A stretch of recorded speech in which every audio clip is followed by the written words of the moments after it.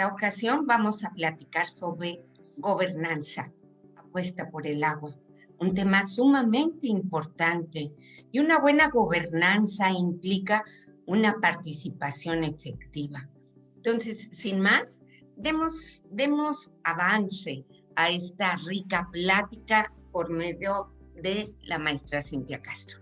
Muchísimas gracias, doctora. Muy bienvenida, muy bienvenidos ustedes y muy bienvenido también al público que seguramente, como cada vez que nos encontramos en los conversatorios, nos hacen el honor de llegar hasta su casa y además participar con nosotros para poder acercarnos a temas con esta resonancia. Me permito presentar al doctor Alfonso Cortés Lara, investigador del Colegio de la Frontera. Me da muchísimo gusto recibirlo. Él es profesor investigador titular en el Departamento de Estudios Urbanos y del Medio Ambiente allá en el Colegio Hermano de la Frontera en sede Mexicali. Él es doctor en desarrollo de recursos con especialidad en gestión y manejo de recursos hídricos y desarrollo por la Universidad Estatal de Michigan. A la doctora María Eugenia González Ávila, ella es investigadora también del Colegio de la Frontera y tiene un doctorado en manejo y uso de recursos naturales por el CINOR, maestría en ciencias y licenciada en biología por la Universidad Nacional Autónoma de México. Desde el 2007 a la fecha, ella es profesora investigadora titular C en el Colegio de la Frontera Norte. Las líneas de investigación son desarrollo sostenible como subdisciplina, gestión e impacto ambiental con énfasis en agua y residuos. Y el doctor Luis Brito Castillo, investigador de CASA, de CINOR, tiene grado de doctor en ciencias. Él es investigador titular B en nivel del Sistema Nacional de Investigadores 1 y está adscrito al programa de planeación ambiental y conservación. Sus líneas de investigación son cambio climático global, hidroclimatología e impacto ambiental. Además, agradecemos muchísimo las gestiones y la enorme disposición que ha presentado para tenernos por acá. Y una primera pregunta así a bote pronto para abrir el tema al doctor Alfonso Andrés Cortés Lara. ¿Qué implica una gobernanza efectiva del agua? Esta palabra compleja, pero que ahora se ha vuelto de uso casi cotidiano. Y gracias, maestra Castro. Gracias por la pregunta. Creo que es una buena manera de iniciar este conversatorio y dialogar, porque pues sí, en efecto, parece ser que es un término que está muy en boga, ¿no? Todo el mundo lo utiliza en todos los ámbitos. En materia de recursos hídricos o de gestión de recursos hídricos ya tiene su historia, ¿no? De hecho, desde los años 60 con Elinor Ostrom fue la primera vez que se escuchaba esto de la gobernanza policéntrica.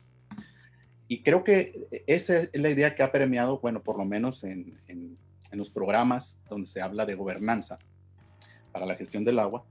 Esa es la idea que se supone que debería ser, la de distribuir las responsabilidades, la de llevar a cabo una planificación, un diseño de política, una implementación de política y desde luego un seguimiento de política de una manera descentralizada o de una manera o mucho más horizontal que lo que acostumbramos ver.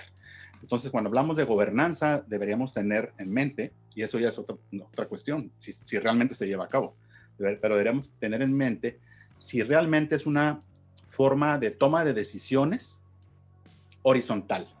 Y por horizontal me refiero en donde no únicamente los entes gubernamentales estén pues, haciendo todo esto que acabo de mencionar, ¿no? Planificar, implementar y desarrollar la política pública, sino que también los sectores sociales, los sectores productivos y desde luego en los ámbitos locales.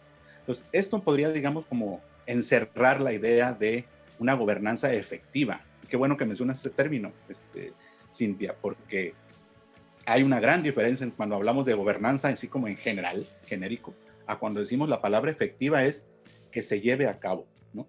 Y que tenga impacto sobre todo, porque hacer una gobernanza efectiva tiene un objetivo, y es justamente ese con el que abriste la sesión. Bueno, Sara abrió la sesión diciendo que hay una problemática mundial del agua, y esa problemática se centra en dos aspectos: el de seguridad hídrica, que es falta de acceso en términos de cantidad, de calidad, de oportunidad, de costos asequibles, etcétera, y de sostenibilidad hídrica. Para lograr eso, necesitamos una gobernanza efectiva del agua en los términos de horizontalidad que se requieren. Clarísimo. Yo creo que apenas esto ya encendió la flama y pensando mil preguntas más que se antojan. Doctora María Eugenia González, le agradezco mucho también que además contribuya con un tema que también creemos ya por sabido y decimos, ay, la cultura del agua, y los niños con la cultura del agua van y vienen, y me pregunto qué es y para qué sirve la cultura del agua cuando yo la estoy escuchando hace 30 años, incluso de parte de los organismos operadores del agua. Un poco hay que hablar que hay como diferentes tipos de cultura. Probablemente esa es nuestra historia, es parte de nuestra historia de vida. Un subcaliforniano tiene una cultura del agua por la situación que vivió en el agua y con el ambiente de su entorno, ¿no?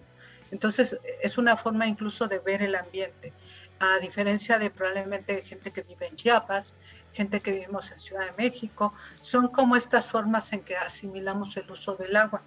Hay una cultura o un tema de cultura del agua que ha trabajado el gobierno desde a nivel municipal o a nivel de gobierno federal, y probablemente les hará hacer un recuento un poco de algunas ideas o lemas que han tenido probablemente a lo largo de precisamente 20, 30 años de programa de cultura del agua, y hace un momento que veía, había un lema que se llamaba, probablemente quien es muy joven no lo sabe, pero quien esté en internet puede checar, que decía, Amanda, ciérrale, y si lo buscan el video ahorita, que nos están escuchando, verán que es como si no hubiera pasado el tiempo.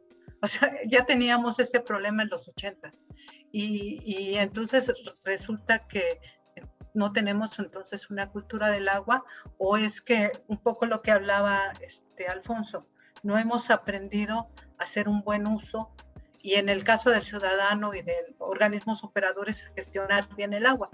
Por eso es que todavía seguimos en esta problemática. Incluso ahora, si por lo menos acá en Monterrey, de repente un mensaje que parece a mí amenazante es que ya les dijimos, ahora les vamos a bajar el flujo de agua, y eso me parece amenazante. Entonces, ¿cómo hemos llegado a una tendencia de algo más amistoso, de que ciérrale, saca la cubeta?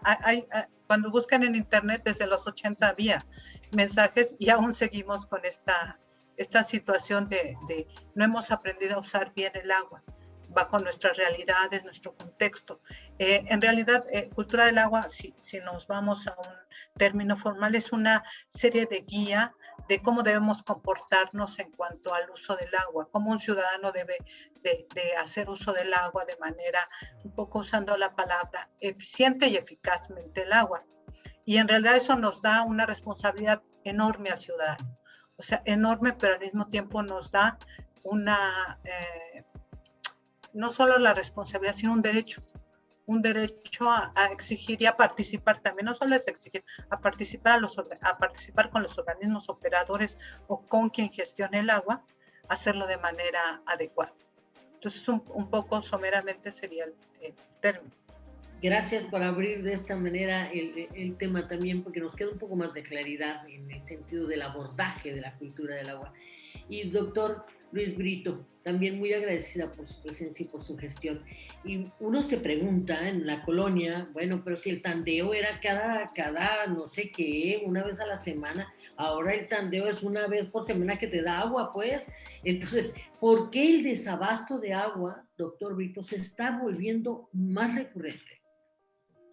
Bien, gracias por la invitación, maestra Cintia. Empezaré diciendo que una buena gestión del agua comienza con un conocimiento pleno de la cantidad de recursos hídricos de una región. Y estoy hablando de tiempo y espacio. Esto es materia de la hidrología. Esto a su vez tiene su soporte básico en una red de observaciones que monitorean los cambios en los volúmenes contenidos en cuerpos de agua y su calidad. Y entonces hay una pregunta básica. ¿Cómo podemos aprovechar de manera óptima algún recurso si desconocemos sus características de oferta y calidad? Hay problemas que se han vuelto añejos y que de algún modo están relacionados con el desabasto de agua. El primero, la existencia de una red de monitoreo insuficiente que cumpla con los estándares señalados por los organismos internacionales. Se ha documentado que después de que se transfirieron, por ejemplo, los distritos de riego a los usuarios, no se estableció una distribución de competencias clara en la administración pública ni la participación explícita del sector privado para medir los niveles freáticos. Esto, en pocas palabras, quiere decir que carecemos de un monitoreo nacional de los niveles freáticos ordenado y permanente. Segundo, en todas las ciudades hay pérdidas cuantiosas de la red de distribución que va desde la fuente hasta el usuario final, que ya es antigua y con muchos problemas de fugas. Por ejemplo, se ha estimado que en ciudades urbanas de más de 10,000 habitantes, las pérdidas en promedio andan alrededor del 43%. Tercero, las extracciones de agua que han sido desmedidos y que han abatido los niveles de mantos acuíferos en zonas áridas. No olvidemos tampoco la contaminación de los cuerpos de agua. Y una parte importante, a través del tiempo, es el crecimiento de las zonas urbanas. En condiciones habituales de statu quo, más población pues necesita un mayor volumen de abastecimiento. Y algo que a mí me llama mucho la atención es el del desbalance que surge cuando el problema se traduce en términos monetarios de costo-beneficio y lo que esto representa para la imagen política del tomador de decisión. Y bueno, finalmente, y no menos importante, son las sequías que azotan una región. Por ejemplo, según el reporte del monitor de sequía en México al 30 de junio de este año, la mitad del estado de Sonora se encuentra en condiciones de sequía extrema excepcional, y eso afecta principalmente el norte del estado. En el caso de Baja California Sur, la mitad del norte del estado se encuentra en condiciones de sequía moderada severa. Bueno, en el caso de Sonora, se ha reportado que existen planes del gobierno entrante para bombardear nubes con yoduro de plata en este verano, al fin de producir lluvia artificial. Bueno, se espera que se produzca un 40% de lluvia adicional a las esperadas de manera natural, y esta inversión tendrá un costo de alrededor de 10 millones de pesos.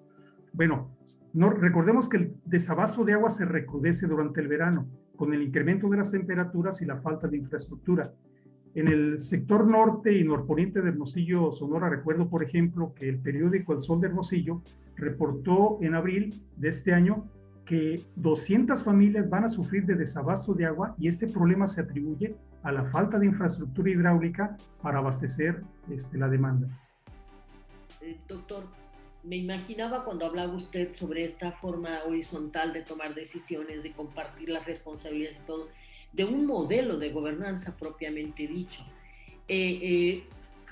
¿A qué tipos o cómo abordamos a través de un modelo donde podamos convivir y compartir el usuario, el que la produce, el que la extrae, el que la distribuye? De eso hablamos cuando hablamos también de gobernanza, doctor. Me parece que es importante subrayar, por esa misma duda que puede permear en toda la charla, es en qué, digamos, marco estamos caminando de la gobernanza institucional, digamos. Nosotros estamos ahorita bajo un modelo de gobernanza que cae en las categorías que se llama la visión normativa de la gobernanza, es decir, la que parte y que se deriva del modelo neoliberal. Un modelo neoliberal impulsa muchísimo el valor de mercado del agua, impulsa muchísimo la parte de privatización de la gestión y del uso del agua. Estamos bajo ese modelo. No obstante, a nivel global, a nivel internacional, incluso en México se está promoviendo un cambio en ese paradigma, un cambio en la forma en cómo hablamos de gestión, un cambio que implique mucha más participación colaborativa de gobiernos locales y de actores locales. ¿Por qué menciono esto? Porque justamente es la causa de la mayoría de los problemas que tenemos, ¿sí? Si hablamos de contaminación, por ejemplo, allá en La Paz, bueno, me da mucho gusto recordar La Paz, yo estudié allá en La Paz, estuve 6 años viviendo, me encanta. Sé que depende para sus fuentes, pues de los huracanes, erráticas precipitaciones, ¿sí? Pero a la vez tiene problemas de intrusión salina en sus pozos. Y lo tenemos nosotros también aquí en la costa del Pacífico de Baja California. En la calidad hay un impacto tremendo por sobreexplotación de mantos freáticos, ¿sí? Y tenemos, bueno, como ese podríamos citar un montón de problemas, pero todos se derivan justamente de la implementación de este modelo neoliberal de gestión del agua, en donde no se permite de forma efectiva, y repito la palabra, que se la estoy robando, la participación de los actores locales, que son al final de cuentas los afectados.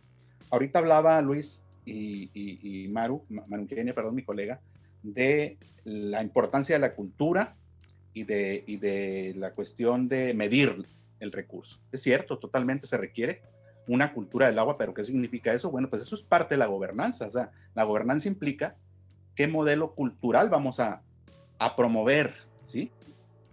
¿Cuál es el modelo? ¿Y quién lo va a promover? Porque si viene nuevamente de arriba para abajo, top down, como se conoce en la literatura, pues entonces va a seguir el problema.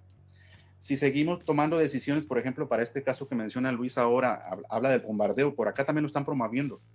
Y sin embargo, esta es una tecnología, una técnica que ha sido altamente criticada a nivel mundial porque es contaminante, ¿sí? Con yoduro de plata. ¿Por qué no se decidió horizontalmente? ¿Por qué no se hizo vertical de esa manera? ¿Por qué no se decidió más horizontalmente, por ejemplo, por la otra, la de electrificación atmosférica que no bombardea nubes, ¿no? Y sí hace llover. Entonces, ese tipo de decisiones que a veces no se toman de una manera justificada, pues son los que nos están ocasionando problemas o nos pueden seguir ocasionando. Y el otro punto, principalmente este modelo de gestión que todavía predomina porque todavía está vigente la Ley de Aguas Nacionales de 1992, promueve intensamente el manejo o la gestión de la oferta de agua. O sea, nos induce a buscar siempre nuevas fuentes de agua. Y no promueve mucho, y digamos que nada, ¿sí? La gestión de la demanda. O sea, ¿cómo le vamos a hacer para reducir los consumos? No estamos hablando únicamente de zonas urbanas donde desde luego hay fallas a nivel de hogar, a nivel de red, 20%, 30% en Tijuana, en Mexicali, en Baja Sur también hay. En todo el país tenemos fugas en la red de distribución. Y en los distritos de riego, pues las eficiencias también son no las más favorables. O sea, hay mucho que hacer en esas áreas.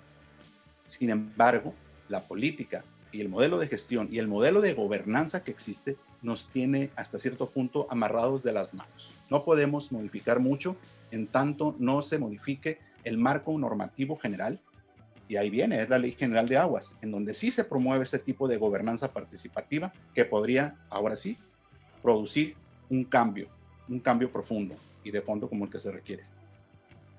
Gracias, doctor. Estaríamos hablando de una armonización primero del marco legal y normativo, federal, estatal, municipal, porque es como discordante, ¿no? Es como tres voces diferentes hablando de un problema tan grave y también de un patrimonio tan importante como se ha constituido el agua hoy en día. Doctora, me gusta mucho la pregunta. Entonces yo tengo una cultura del agua, ¿la tendré? Mi pregunta es, ¿de verdad la tendré? Es una visión regional, por ejemplo, en el tema de abordaje cultural. Decía usted bien, al ranchero no le voy a ir yo a decir cómo cuide el agua. Estoy casi cierta de eso. Pero entonces, ¿qué hacen las instituciones que se encargan y cómo sé si yo estoy consciente o tengo esta percepción del agua? Bueno, en realidad creo que todos en el fondo tenemos una cultura del agua. Y es cierto, ahora que estaba oyendo lo que hablaba Alfonso, alguna vez fuimos a una plática a una escuela y le decía yo al niño, no, hay que ahorrar agua. Y entonces el niño agarra y le sopla el grifo del agua. Yo dije, ¿para qué está haciendo eso? Para detener el agua y que el rebote le diera agua suficiente. ¿Cómo yo estoy educando a un niño a que ahorre agua si no tenía agua, ¿no? Entonces, eso ya es una cultura, el tener que soplarle al grifo para detener y luego el rebote le dé el agua, el chorrito para que se lave las manos. En realidad creo que un poco, siguiendo con la idea de Alfonso, es que creo que los programas institucionalizados no han sido bien enfocados, o sea, no hay un involucramiento con qué hace la población con el agua, o sea, qué tiene de cultura o de hábitos que son eficientes para ahorrar el agua y qué hace el organismo operador mediante su programa institucionalizado para ayudar a la población a que se ahorre agua, tan solo en indicarles si hay una fuga, avíseme y soy eficiente y voy. Entonces eso crea también la cultura de hablar por teléfono y decirle, oígame, estoy preocupado porque hay una fuga y se está inundando la calle y se va a botar el pavimento. Todo ese tipo de cosas son hábitos que tendríamos que tener una vinculación muy cercana entre la institución y el ciudadano para que tuviéramos la confianza de hablar y que se atienden esos problemas de un recurso tan vital como es el agua. O sea, yo no dudo que no tengamos. Probablemente incluso algunos de ustedes recordarán a su abuela de no te tardes tanto a bañarte, no tires el agua. No sé, en la Ciudad de México, un hábito que era en el norte parecía, bueno, aquí en Monterrey parecía extraño, pero bañarse junto con una cubetita de agua porque había cortes. Mediodía ya no había agua. Ahora, por ejemplo, ya es tandeo y ya es mucho más frecuente en cualquier ciudad. Entonces, ese tipo de situaciones nos crea una serie de hábitos que a la larga se hacen cultura y que aparte traemos un cierto conocimiento de ciertas costumbres o hábitos que tenía la familia. Y si no, pregúntele a nuestro auditorio que nos den algunas ideas de qué hacían o qué hacían en su hogar o cuando iba uno a un rancho y que entonces no había agua y teníamos que usar el baño seco o el campo, que no era muy adecuado, pero es lo que hacía. Perdón, para continuar un poco con los siguientes compañeros, un poco creo que sería interesante también conocer cuál es su cultura del agua de nosotros los participantes. Empezando por uno mismo. Justamente en este sentido tendría que darse la dimensión de la realidad desde uno mismo y el otro, ¿no? Y me voy nuevamente a preguntarle, doctor Brito, es una pregunta que a lo mejor duele un poco. Los errores del pasado nos han enseñado cómo enfrentar adecuadamente los problemas de abastecimiento de agua, realmente. Sí, es una pregunta polémica, porque como ya lo decía la doctora María Eugenia, mucho depende de la cultura de cada individuo. Nosotros podemos hacer mucho sin, digamos, abordar los problemas complejos que tiene la gestión del agua por parte de los organismos operadores. Por ejemplo, ella lo mencionaba, debemos ser responsables en el uso del agua. No tirar basura, porque al tirar basura se tapan las coladeras y cuando llegue una lluvia se rompe todo el drenaje. Ya lo había mencionado, la infraestructura es vieja, obsoleta en muchos casos, las fugas no se ven, pero hay muchas pérdidas precisamente por ese problema. Sabemos que actualmente las políticas de gestión del agua están orientadas hacia un mejor control de la demanda. Esto sugiere una mayor eficiencia del consumo con la misma cantidad de agua. Bueno, esto obliga a altas inversiones en el control de fugas en la red de distribución, así como la instalación de plantas de tratamiento de aguas para un mayor recurso y de plantas desalinizadoras para potabilizar el agua de mar. Bueno, desafortunadamente, el incremento de la población ha rebasado las expectativas que se habían proyectado hace algunos años.